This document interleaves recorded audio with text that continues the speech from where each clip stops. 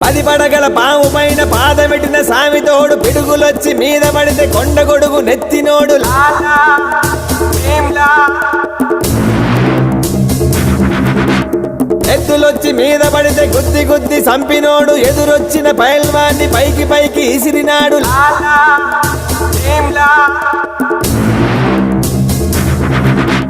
లాలా భీమ్లా. అడవి పొలే గొడవ పడే